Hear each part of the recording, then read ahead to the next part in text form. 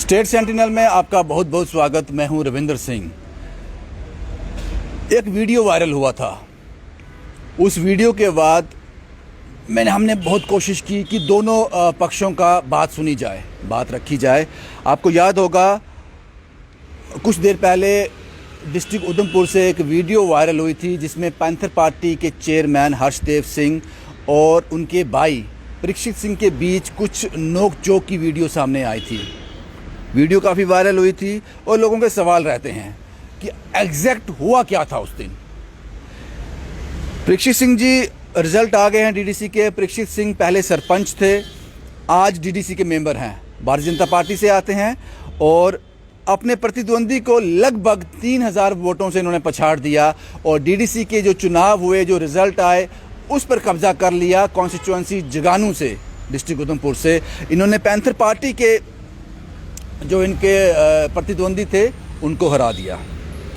परीक्षित सिंह जी मेरे नाल हैं। ये इसलिए भी इम्पोर्टेंट हैं क्योंकि डीडीसी के इलेक्शन में ये कामयाब हुए हैं और हर कामयाब आदमी के साथ बात करना, आगे की रणनीति पूछना, लोगों ने उन पर यकीन दहानी रखी है, उन पर यकीन रखा है, उस यकीन पर कैसे उतरेंगे, इन सब पर बात करना बहुत ज़रूरी हो जाता है। मेरे साथ हैं परीक्षित सिंह जी। आप ये डीडीसी मेंबर है, भारतीय जनता पार्टी से जीत चुके हैं।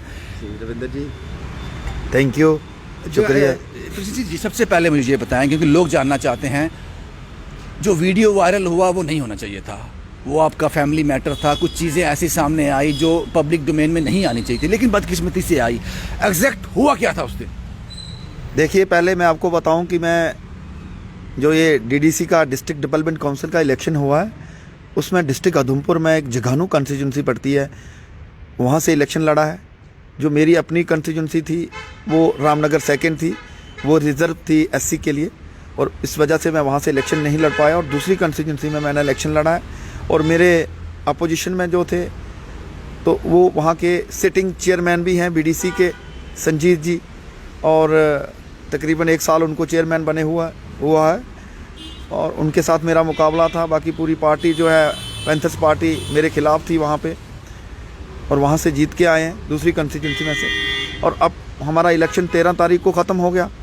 उसके बाद मैं जो अपनी कॉन्स्टिट्यूंसी रामनगर सेकंड थी उसमें अपना भारतीय जनता पार्टी का एक सिपाही बन के काम करने के लिए उतर गया। और जब हमारी वहाँ पे वोटिंग जिस दिन चल रही थी, 19 तारीख को वोटिंग हो रही थी वहाँ पे अपना रामनगर सेकंड में, जो बुकत्रियान गाँव पड़ता है, वो अपने जो हर्षदेव जी हैं वो हमारे भाई हैं और हम दोनों का वोट वहीं पे है, उसी गांव में है। एक ही हमारा पोलिंग स्टेशन है। मेरी माता जी का वोट वहीं है। तो तकरीबन कोई 9:30 बज रहे थे तो हर्षदेव जी के साथ कुछ 4-5 लोग, 6 लोग और भी थे, वो गांव में आए, वहाँ पे आए तो ग्राउंड में कुछ देर खड़ा रहे। वो जहाँ पे पोलिंग चल रही थी उसके साथ ही लाइन लगी हुई थी, 2 लाइनें लगी थी, एक मेल की एक फीमेल की। तो उनके पीछे वो जाके थोड़ा सा कोई 10 मीटर पे 10-20 लोग जो हैं वो आपस में जो है बातचीत कर रहे थे। काफ़ी देर बातें करते रहे। फिर वहाँ से वो एकदम से निकले। उस समय मेरी माताजी जो हैं वो क्यू में खड़ी थी, लाइन में थी वोट डालने के लिए, बुज़ुर्ग हैं, और उन्होंने मुझे बोला कि मैंने ताउम्र जो है वोट पैंथर पार्टी को डाला है, साइकिल को दिया है, मुझे फूल का पता नहीं चलेगा तो मुझे अपने साथ ले चल, मुझे दिखा कि कैसे वोट डालना है और फूल का निशान कहाँ होगा, क्या है। हम लोग लाइन में थे, माताजी लाइन में थी। वो 7-8-10 लोग जो थे जिनके उनमें से कईयों के वोट भी नहीं थे, वो सीधे आके पोलिंग स्टेशन के अंदर घुस गए। कोई वो लाइन में नहीं खड़े हुए, कोई कुछ नहीं, वो सीधे अंदर गए। तो मैंने वहाँ पे जो प्रिजाइडिंग ऑफिसर थे उनसे बात की दरवाजे से ही।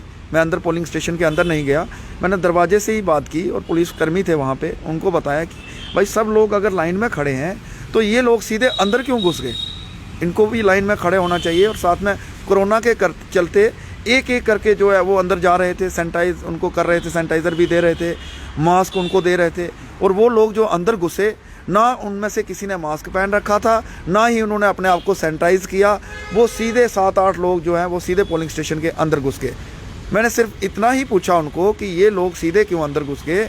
एक एक करके जब आप सुबह से एक एक इंसान को अंदर भेज रहे हैं, हमारी माता बहना जब बुज़ुर्ग जो भी हैं वो एक एक करके ही अंदर जा रहे हैं, तो इतनी बात करने पे ही वो भड़क गए। भाई साहब जो हैं उनका जो बीपी टेम्पर एकदम से चढ़ गया। और उस समय अगर मैं वहाँ से बाहर उस साइड खड़ा था थोड़ा मैं उनको डराना चाहता था कि थोड़ा आप मीडिया में आ रहे हैं, लाइव आ रहे हैं, शायद वो मुझे ना मारें। लेकिन उसके बावजूद भी मैंने उनको बताया भी आप लाइव चल रहे हैं, मुझे गाली मत निकालो। लेकिन उनको बोलते चलाओ लाइव, तुम कितना चलाएगा। और जितनी बातें जो गंदगी वो बोल सकते थे वो सब कुछ उन्होंने बोला। मुझे इस चीज़ का अफसोस नहीं है कि उन्होंने ऐसे क्यों बोला, वो बोल सकते हैं, बड़े भाई साहब हैं। लेकिन उनके बच्चे जो हैं, मैं ये देख रहा था कि वो एक शिक्षा मंत्री रहे हैं और अपने बच्चों को भी शिक्षा नहीं दे पाए। वो जम्मू में रहते हैं, गांव में अगर वहाँ पे रहते तो मैं शायद उनको सुधारता, बच्चों को मैं, क्योंकि उनका चाचा हूँ तो उनको मैं सुधार भी सकता था। लेकिन एक शिक्षा मंत्री जम्मू कश्मीर के कैबिनेट मिनिस्टर और अपने बच्चों को भी शिक्षा नहीं दे पाए। वो मुझे बच्चे जो हैं तू करके बोल रहे हैं। मैं उनका चाचा, रियल चाचा हूँ, गांव का उसका मुखिया हूँ, गांव का जहाँ पे वो आए हैं। एक सरपंच के साथ कैसे बिहेवियर करना चाहिए, या एक जो अपना चाचा है उसके साथ कैसा बिहेवियर करना चाहिए। ऊपर से हर्षदेव जी, अपनी जो उनकी माता जी, समझ लीजिए चाची जी जो हैं उनकी, हमारी माता जी हैं, उनकी चाची और माँ में कोई अंतर नहीं होता है। उनको बोलते हैं कि ये जो जनानी है प्रचार कर रही है, इसको उठाओ, बोरे में डाल के गाड़ी में डालो इसको।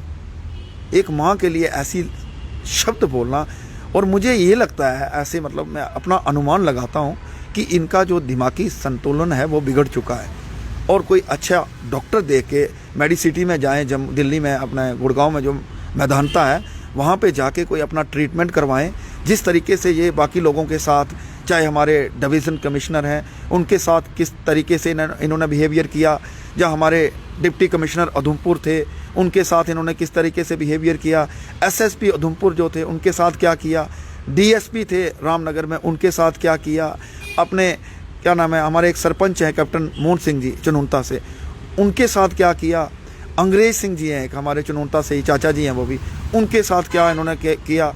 और इतने लोगों के साथ क्या एक मैं गलत हो गया कि मैं गलत इंसान हूँ? क्या ये सारी डिवीज़न कमिश्नर से लेके नीचे तक पूरी दुनिया ख़राब हो गई है? पूरे दुनिया के लोग ही ख़राब हैं, एक वही सही है? हमारे रिश्तेदार सभी ख़राब हो गए।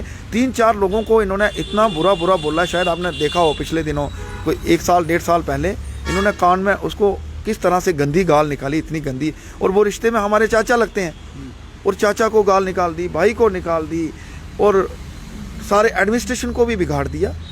ये मुझे नहीं लगता कि कोई ये अपने आप को कंट्रोल में कर पा रहे हैं। इनका जो है कोई, इनको अच्छा डॉक्टर की मैं यही राय दूंगा इनको, मेरे बड़े भाई साहब हैं, कि कोई अच्छे डॉक्टर की सलाह लें, किसी डॉक्टर के पास जाके अपना चेकअप करवाएं कि किस वजह से। कई बार होता है दिमागी हालत बिगड़ जाती है, लेकिन इंसान को महसूस नहीं होता है कि मैं पागल हूँ जब मेरी दिमागी हालत कोई बिगड़ी हुई है। कई बार हमारे साथ भी ऐसा होता है, नींद नहीं आती है, जहाँ इलेक्शन में बहुत ज़्यादा 18 साल ये इलेक्शन लड़े हैं, इनके ऊपर लोड भी बहुत ज़्यादा रहा है, लोगों का काफ़ी काम किए हैं, उस वजह से हो सकता है कि इनकी जो दिमागी हालत है वो थोड़ी ख़राब हो गई हो। और मेरा इनसे यही अनुरोध है, एक सजेशन है मेरी, एक छोटा भाई होने के रिश्ते से, कि वो किसी डॉक्टर के पास जाके कोई चेकअप करवाएं अच्छे से, और अच्छे से अपने परिवार के साथ, लोगों के साथ अच्छा बिहेवियर करें।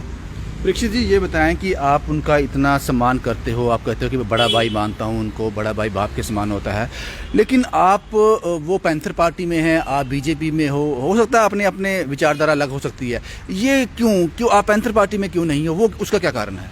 देखिए सर, यहाँ पे जिस पार्टी की आपको विचारधारा अच्छी लग रही है, जिस पार्टी के विचार आपको अच्छे लग रहे हैं, अब हमारे भाई अपने देवेंद्र जी हैं वो एनसी में, और जितेंद्र सिंह जी हैं वो बीजेपी में, उनको एनसी के विचार अच्छे लग रहे हैं, उनको बीजेपी के अच्छे लग रहे हैं, लेकिन जब घर में जाते हैं उनकी माता जी तो एक ही हैं, वो सिर तो नहीं फोड़ते हैं एक दूसरे के। ऐसा क्यों है? हमें भारतीय जनता पार्टी के जो विचार है, पॉलिसी है, वो हमें उससे प्रभावित हुए, जो उन्होंने लोगों के लिए काम किए हैं, जो लोगों के लिए स्कीमें निकाली हैं। आज वो लोग जो गुपकार जो इन्होंने वो बनाया हुआ है, ग्रुप जो बनाया, गैंग जो बनाया हुआ है, वो लोग एक दूसरे की शक्ल नहीं देखना चाहते थे, चाहे वो एनसी के थे, चाहे वो पीडीपी के थे, चाहे वो कांग्रेस के थे। एनसी और पीडीपी में इस तरीके से दरार थी, इस तरीके से इनकी आपस में पॉलिसी थी कि जिस रास्ते से एनसी की गाड़ी जाती थी उस रास्ते से पीडीपी वाला गाड़ी नहीं निकालता था जो नेता था। लेकिन आज वो लोग भी भारतीय जनता पार्टी की वजह से उनकी मजबूरी बन गई है, वो लोग भी एक ही थाली में रोटी खा रहे हैं और हमारे लोगों को गुमराह कर रहे हैं कि जो हमारा मज़हब है वो ख़तरे में है, इस्लाम जो है वो ख़तरे में है। मैं उनको बताना चाहता हूँ कि इस्लाम ख़तरे में नहीं है, हमारा हिंदू धर्म ख़तरे में नहीं है। ख़तरे में है तो इनकी कुर्सियाँ ख़तरे में है।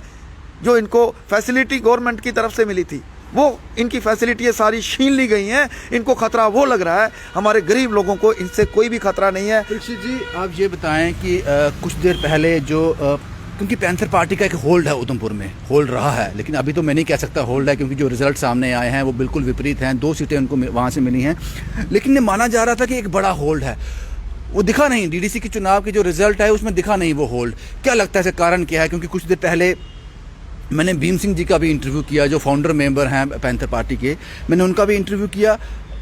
वो भी काफ़ी मायूस थे, अंदर से दिल उनका ज़रूर दुखा होगा जो पहले वाक़या हुए। आपको लगता है कि वो भी कहीं ना कहीं एक गलत मैसेज गया, पैंथर के जो वर्कर थे, पैंथर के जो वोटर थे, गलत मैसेज गया?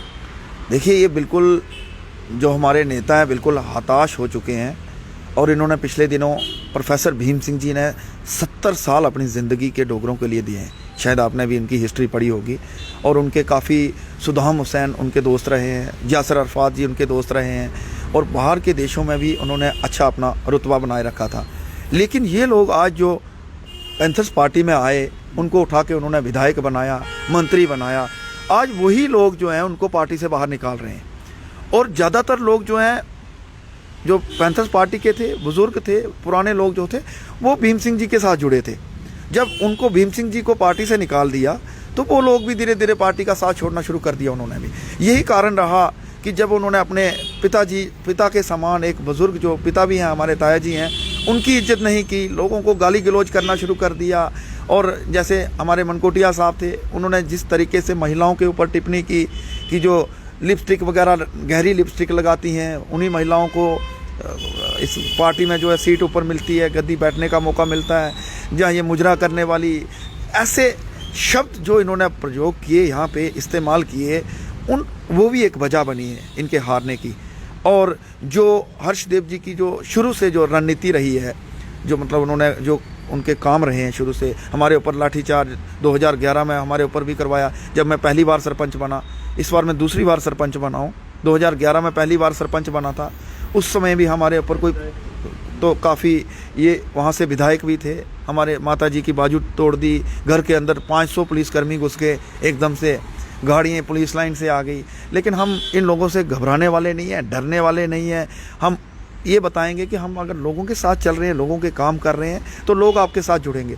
आप लोगों के साथ धोखा, फ्रॉड, झूठ, और इन्होंने सिर्फ एक ही प्रोपोगंडा जो बना रखा था, जो लोगों के सामने आ गया कि ऐसा कुछ नहीं है, कि आपकी ज़मीनें चली जाएंगी, टोल प्लाजे लग गए। टोल प्लाजों का जो हमारे गाँव के साथ लेना देना नहीं है, जो गाँव के लोग इसके साथ जुड़े थे। मुझे नहीं लगता कि हमारी 70% लोग ऐसे हैं जो जम्मू तक ही नहीं आए हैं, जो अपने गाँव में ही रहते हैं, जम्मू ही नहीं आए हैं। आप इस बात से शायद आपको हैरानी होगी सर, 70% आबादी ऐसी है जो जम्मू तक नहीं आई है, हमारे पहाड़ों के जो लोग हैं। और उन लोगों को ये बताते हैं वहाँ पे देखो जी जम्मू में टोल प्लाजे लग गए, तो उन लोगों को टोल प्लाजों से क्या लेना देना है? जहाँ पे आप 12-12 साल विधायक रहे, 18 साल विधायक रहे, आज भी लोग जो पानी है वो तालाब का पानी उबाल के पी रहे। और इससे ज़्यादा और लोग क्या करेंगे? मतलब कि अगर 12 साल आपको विधायक बना के रखा है, मैं आपको एक कशेरी गांव में लेके जाऊंगा, आप मेरे साथ चलेंगे। वहाँ एक बड़ा तालाब है, मनकोटिया साहब की कंस्टिट्यूंसी, वहाँ से 12 साल वो विधायक रहे, और ना वहाँ पे सड़क है और ना ही वहाँ पे पानी की व्यवस्था है। आज वहाँ के लोग जो हैं तालाब का पानी जानवरों को भी वही पिलाते हैं और ख़ुद भी उसी को उबाल कर पीते हैं।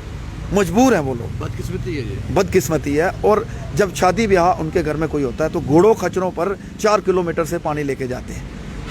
और इन लोगों की पॉलिसी जो है, उन लोगों के जिन लोगों को ये 12 साल से 18 साल से झूठ फरेब के साथ ठग रहे थे, उन लोगों ने ये समझ लिया है कि इनके पास है कुछ नहीं है। लेकिन हर्षदेव सिंह तो कहते हैं, क्योंकि मैं इसलिए हर्षदेव जी का बार बार नाम ले रहा हूँ क्योंकि डिस्ट्रिक्ट उधमपुर की बात की जाए तो 2 ही नाम थे, 2 ही पार्टियों के नाम थे, एक भारतीय जनता पार्टी और एक पैंथर पार्टी। आपका मुकाबला सीधा सीधा पैंथर पार्टी से ही था। वो कहते हैं कि ये जो चुनाव हुए हैं, मैंने कल देर रात उन पर फ़ोन लाइन पे बात की, उन्होंने कहा कि जनाब मैं इन चुनावों से इनमें धोखाधड़ी हुई है। यहाँ पे बैलेट बॉक्स रखे गए थे सेफ्टी के साथ, दरवाजे पे ताला ज़रूर था लेकिन उस कमरे की छत ही नहीं थी। उन्होंने एलेज्ड किया, उन्होंने आशंका जताई कि ये चुनाव जो हैं ये सीधे तौर पर धोखाधड़ी है। आप क्या कहते हो इसको? ये देखिए, ये फिर वही मैं आपको बोलूँगा कि बेहुदा बात, जिसका जो मीनिंगलेस है, जिसका कोई मतलब ही नहीं है। और रही बात छत की, तो छत जो है वो जहाँ पे ये बैलेट अपने बॉक्स रखे गए थे उसकी छत उड़ी नहीं है, इनकी छत उड़ गई है। इनकी छत प्रोफेसर भीम सिंह जी थे और उसी छत के नीचे ये जो है राज कर रहे थे। इनकी खुद की छत इन्होंने खुद ही उड़ा दी है और जिस वजह से ये बुखलाए हुए हैं। बाकी पिछला जो आप देखेंगे वीडियो रिकॉर्डिंग जो आपके पास होगी, जो मीडिया में इन्होंने जब विधायक की इलेक्शन हुई थी 2014 में 15 में, तो इन्होंने जो बयानबाजी की थी कि घोर कलयुग, जब आपने इनसे पूछा कि क्या हुआ, क्या रिजल्ट आया, कि मशीनों में जो है गड़बड़ी कर दी है। अब उन्होंने क्या किया, मशीनों के बदले ईवीएम मशीन नहीं भेजी, बैलेट पेपर भेजे इनकी वजह से, कि ताकि ये लोग जो हैं इस पे विश्वास कर सकें कि लोग सवाल ना उठाएं कि स्टैंप लगी हुई है। भाई खुद लोग स्टैंप लगा रहे हैं। तो ये अब बीच बीच में ये ऐसे भी बोलेंगे कि जो गांव में जाएंगे ना जब ये, तो वहाँ पे ये बोलेंगे, देखो गांव के लोगों, देखो जी कि ये जगह पर साढ़े जेड़े बैलेट पेपर भेजे ने साड़ा निशान गने हा छापा। मतलब ऐसी बातें भी ये लोगों को, जो हमारे गांव के लोग हैं जो दूर दराज के इलाकों में रहते हैं, उन लोगों को इस बात पे भी भटकाएंगे कि हमारा निशान ही उस पर प्रिंट नहीं हुआ था, उस वजह से हम हार गए। जब बैलेट पेपर जहाँ पे रखे गए थे, ये बॉक्स यहाँ पे रखे गए थे, उसको जो है इन्होंने रात में चेंज किया, दिन में चेंज किया। इलेक्शन कमीशन कभी भी किसी का सहयोग नहीं करता है। पॉलिटिकल पार्टी, चाहे वो कांग्रेस की हुकूमत होगी, चाहे वो भारतीय जनता पार्टी की होगी, चाहे किसी भी अन्य पार्टी की होगी, वो अलग से उनका पूरा सिस्टम है, उसमें किसी की भी दखल अंदाजी नहीं होती है। और ये लोगों का फैसला है, ये लोगों ने फैसला किया है। अगर इनके बैलेट पेपर या इनकी जो बैलेट बॉक्स थे वो ख़राब किए, तो चनैनी और बसंतगढ़ के क्यों नहीं ख़राब हुए? वो भी तो आप इनसे पूछ सकते थे कि अगर इनको करने ही थे तो वो सारे ख़राब कर सकते थे। सिर्फ जो है बाकी या जो आज़ाद इंडिपेंडेंट एक जीते हैं हमारे, उनका क्यों नहीं ख़राब हुआ? तो क्या लगता है आपको कि आप भी मानते हो कि पैंथर पार्टी का होल्ड रहा है उधमपुर में, तो क्या कारण रहा है कि 2 सीटों पर सिमट गई? कारण क्या है इसका? देखिए, अभी शुक्र मनाइए कि 2 सीटों पे आई हैं, और अगर इनका ऐसा ही बिहेवियर रहा तो मुझे लगता है कि इनका जो है वहाँ से कोई पंच भी नहीं बनेगा आने वाले दिनों में। अगर इन्होंने अपना बिहेवियर जो है उसको नहीं सुधारा, मेरा यही सजेशन है कि अगर आप सियासत में रहना चाहते हैं तो सबसे पहले कहीं योगा कीजिए और अच्छे से 1 साल जो है कहीं आध्यात्मिक लगाइए, ताकि आप इसमें ध्यान दे सकें। इसमें जो है पॉलिटिक्स में एक जो आपकी जुबान है, ये जुबान की लड़ाई है, और आप इसको डंडे से लड़ रहे हैं। कोई ये पहलवानी नहीं है, WWF नहीं है यहाँ पे कि हमने फाइट करनी है यहाँ पे। ये तो विचारों की लड़ाई है।